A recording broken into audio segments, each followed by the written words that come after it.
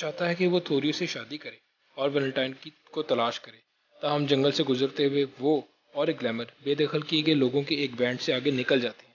एक ग्लैमर भाग जाता है और सिल्विया खुद ही बेदखल किए गए लोगों से बचने के लिए छोड़ जाता है।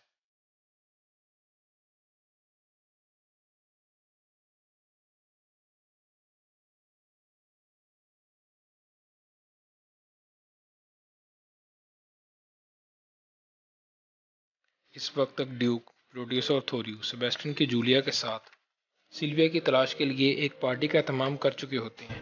प्रोटियस सिल्विया को बेदखल किए गए लोगों से दूर कर देता है। वैलेंटाइन इनमें अनदेखी मुताबिकत देखता है। प्रोटियस मुतालबा करता है कि सिल्विया इसे आज़ाद कराने के बदले इसके हक में कुछ इशारा दे, लेकिन वो इनकार कर देती है। वो मजामत करने पर इसकी असमत दरी करने की कोशिश करता है।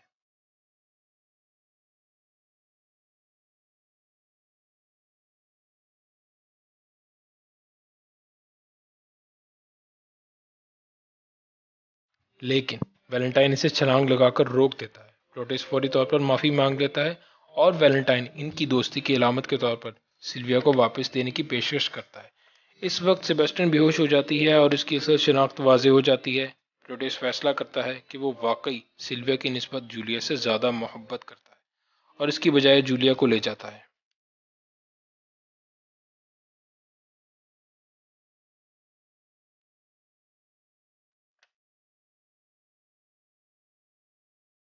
ड्यूक को एहसास होता है कि थोरियो एक ठग है और इनका कहना है कि वैलेंटाइन कहीं ज़्यादा नेक है और वो सिलिया से शादी कर सकता है।